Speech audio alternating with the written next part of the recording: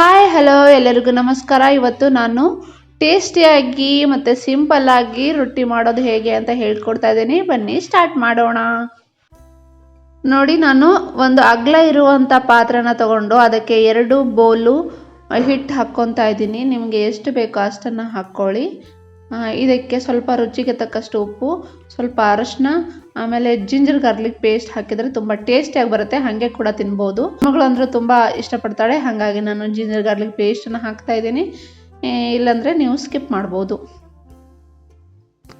ಈ ಎಲ್ಲವನ್ನು ಸ್ವಲ್ಪ ಡ್ರೈನೇ ಕಲಿಸ್ಬೇಕು, ನೀರು ಹಾಕಕ್ಕೆ ಹೋಗಬೇಡಿ. ಒಂದು ಕಡೆ ನಾನು ಗ್ಯಾಸ್ ಆನ್ ಮಾಡಿಕೊಂಡು ಬಿಸಿನೀರು ಕೂಡ ಇಟ್ಟಿದ್ದೀನಿ. ನೋಡಿ, ಈ ಹಿಟ್ಟಲ್ಲಿ ಸ್ವಲ್ಪ ಕೂಡ ಅರಶಿನ ಮತ್ತು ಜಿಂಜರ್ ಗಾರ್ಲಿಕ್ ಪೇಸ್ಟ್ ಗಂಟು ಕೂಡ ಉಳಿಬಾರ್ದು, ಆ ಥರ ಕಲಿಸ್ಬೇಕು. ನೋಡಿ, ನಾನು ಗ್ಯಾಸ್ ಮೇಲೆ ನೀರು ಕೂಡ ಇಟ್ಕೊಂಡಿದ್ದೀನಿ. ಅದಕ್ಕೆ ಚೆನ್ನಾಗಿ ಕುದ್ದಿದೆಯೋ ಇಲ್ಲೋ ಅಂತ ಚೆಕ್ ಮಾಡೋದಕ್ಕೆ ಸ್ವಲ್ಪ ಹಿಟ್ಟು ಹಾಕ್ಕೊಳ್ಳಿ, ಅಂದರೆ ಗೊತ್ತಾಗತ್ತೆ. ಈ ಥರ ಕುದಿ ಬಂದರೆ ಸಾಕು. ಇವಾಗ ಹಂಚಿಟ್ಕೊಂಡ್ಬಿಡೋಣ. ಈ ಥರ ರೌಂಡಾಗಿ ಮಾಡಿಕೊಂಡು ಇದರಲ್ಲಿ ಹಿಟ್ಟಲ್ಲಿ ನೀರು ಹಾಕ್ಕೊಳ್ಳಿ. ನೀರು ಹಾಕ್ಕೊಂಡು ಒಂದು ಸೌಟಿಂದ ಚೆನ್ನಾಗಿ ಕಲಸಿ, ಅಂದರೆ ಬಿಸಿ ಇರುತ್ತೆ, ತುಂಬ ಬಿಸಿ ಇರುತ್ತೆ ನೀರು, ಹಾಗಾಗಿ ಸ್ವಲ್ಪನೇ ನೀರು ಹಾಕ್ಕೊಂಡು ಕಲಸಿ. ನೀವೇನಾದರೂ ನನ್ನ ಚಾನಲ್ಗೆ ಹೊಸಬರಾಗಿದ್ದರೆ ಪ್ಲೀಸ್ ಸಬ್ಸ್ಕ್ರೈಬ್ ಆ್ಯಂಡ್ ಲೈಕ್ ಮಾಡ್ಕೊಳ್ಳಿ, ಹಾಗೆ ಕಮೆಂಟ್ ಮಾಡೋದನ್ನು ಮರಿಬೇಡಿ. ಇವಾಗ ಎಲ್ಲ ಚೆನ್ನಾಗಿ ಕಲಸಿದಾಗಿದೆ. ಸ್ವಲ್ಪ ಜಾಸ್ತಿ ನೀರು ಹಾಕೋಕೋಬೇಡಿ, ನೀರು ಮಾಡಬೇಡಿ, ಚೆನ್ನಾಗಿ ನಾದಬೇಕು. ಇದು ತುಂಬ ಬಿಸಿ ಇದೆ ಹಿಟ್ಟು. ನೀವು ಅಕ್ಕಿ ಹಿಟ್ಟು ಯಾವ ಥರ ನಾದ್ತಿರೋ, ಅಕ್ಕಿ ರೊಟ್ಟಿ ಮಾಡ್ತೀರಂದರೆ ಗೊತ್ತಿರುತ್ತೆ ನಿಮಗೆ ಯಾವ ಥರ. ಇಲ್ಲಾಂದರೆ ಈ ವಿಡಿಯೋ ಚೆನ್ನಾಗಿ ನೋಡಿ, ಅಂದರೆ ನಿಮಗೆ ಅರ್ಥ ಆಗತ್ತೆ. ನೋಡಿ, ಇದರಲ್ಲಿ ತಣ್ಣೀರು ಹಾಕಕ್ಕೆ ಹೋಗಬೇಡಿ. ಆ ಬಿಸಿ ನಾವು ಎಷ್ಟು ನೀರು ಹಾಕಿರ್ತೀವೋ ಅಷ್ಟರಲ್ಲೇ ನಾವು ನಾದಬೇಕು.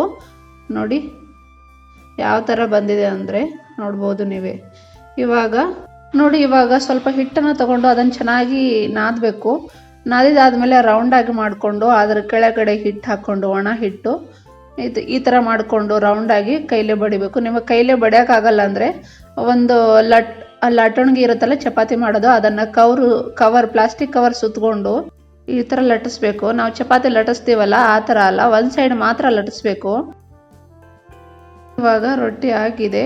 ಇವಾಗ ನಾವು ಹಂಚು ಕಡೆ ಹೋಗೋಣ. ಹಂಚು ಬಿಸಿ ಆದಮೇಲೆ ರೊಟ್ಟಿನ ಹಾಕ್ಕೊಂಡು ಇವಾಗ ಸ್ವಲ್ಪ ನೀರು ಮತ್ತು ಬಟ್ಟೆಯಿಂದ ಇದ್ರ ಮೇಲೆ ಸವರಬೇಕು. ನೀವು ವಿಡಿಯೋ ನೋಡಿದರೆ ನಿಮಗೆ ಅರ್ಥ ಆಗತ್ತೆ. ಈ ಥರ ಸವರಿದ ಮೇಲೆ ಸ್ವಲ್ಪ ಮೇಲೆ ಡ್ರೈ ಆಗಿರುತ್ತೆ, ಅದರ ಮೇಲೆ ಆಮೇಲೆ ಟರ್ನ್ ಮಾಡಬೇಕು. ನೋಡಿ, ಟರ್ನ್ ಮಾಡಬೇಕು. ಆಮೇಲೆ ಒಂದು ಕಡೆ ಬೇಯಲಿಲ್ಲ ಅಂದರೆ ಅದು ಒಂಥರ ಕಾಣುತ್ತೆ. ಬೇಯಲಿಲ್ಲ ಅಂದರೆ ಕೈಲಿಂದ ಈ ಥರ ಪ್ರೆಸ್ ಮಾಡಬೇಕು. ನಿಮ್ಮ ಕೈಲಿಂದ ಆಗಲಿಲ್ಲ ಅಂದರೆ ಒಂದು ಯಾವುದಾದ್ರೂ ಬಟ್ಟೆ ತಗೊಳ್ಳಿ, ಇಲ್ಲಾಂದರೆ ಚಮಚ ತಗೊಳ್ಳಿ, ಅದರಲ್ಲಿಂದ ನೀವು ಮಾಡ್ಬೋದು. ನಾನು ಇದೇ ಥರ ಇನ್ನೊಂದು ಬೇಯಿಸಿ ತೋರಿಸ್ತಾ ಇದ್ದೀನಿ. ನೋಡಿ, ಇದು ನೀರು ಹಚ್ಕೋಬೇಕು. ಅದು ಎಲ್ಲ ನೀರೆಲ್ಲ ಡ್ರೈ ಆದಮೇಲೆ ಇದನ್ನು ಟರ್ನ್ ಮಾಡಬೇಕು. ಟರ್ನ್ ಮಾಡಿದ ಮೇಲೆ ಎಲ್ಲ ಕಾರ್ನರು ಚೆನ್ನಾಗಿ ಬೇಯಬೇಕು. ನೋಡಿ, ಈ ಥರ ಪ್ರೆಸ್ ಮಾಡಿ ಬೇಯಿಸಬೇಕು. ಒಂದ್ಸಲ ಟ್ರೈ ಮಾಡಿ, ಹೇಗಾಯ್ತು ಅಂತ ಕಮೆಂಟ್ ಮೂಲಕ ತಿಳಿಸಿ. ಯಾವ ಥರ ಆಗಿದೆ ಅಂತ ರೊಟ್ಟಿ ನೀವೇ ನೋಡ್ಬೋದು. ಇದೇ ಥರ ನಾನು ಎಲ್ಲ ರೊಟ್ಟಿ ಕೂಡ ಮಾಡಿಕೊಂಡು ಬರ್ತೀನಿ. ನೋಡಿ, ನಿಮಗೆ ಕೈಲೇ ಬಡಿಯೋಕ್ಕಾಗಲ್ಲ ಅಂತ ಹೇಳಿದರೆ ಅದು ಚಪಾತಿ ಮಾಡೋದು ಇದ್ದೇ ಇರುತ್ತೆ ಎಲ್ಲರ ಮನೆಯಲ್ಲಿ. ಅದರ ಮೇಲೆ ಕವರ್ ಸುತ್ತಕೊಂಡು ಈ ಥರ ಎಲ್ಲ ಸೈಡು ಸ್ವಲ್ಪ ಹಿಟ್ಟು ಜಾಸ್ತಿ ಹಚ್ಕೋಬೇಕು, ಒಣ ಹಿಟ್ಟು. ನೋಡಿ, ಈ ಥರ ಒಂದು ಸೈಡ್ ಮಾತ್ರ ರೌಂಡ್ ಮಾಡ್ತಾ ಇರಬೇಕು, ಲಟ್ಟಿಸ್ಬೇಕು. ಒಂದು ಸೈಡ್ ಮಾತ್ರ ಲಟ್ಟಿಸ್ಬೇಕು. ಆಮೇಲೆ ಈ ಥರ ಬೇಯಿಸಿ. ಇದೇ ಥರ ನಾನು ಎಲ್ಲ ರೊಟ್ಟಿ ಮಾಡಿಕೊಂಡು ಬರ್ತೀನಿ. ಹಾಗೆ ಈ ವಿಡಿಯೋ ನಿಮಗೆ ಇಷ್ಟ ಆದರೆ ಪ್ಲೀಸ್ ಲೈಕ್ ಆ್ಯಂಡ್ ಸಬ್ಸ್ಕ್ರೈಬ್ ಮಾಡಿ. Thank you for watching my video. Bye.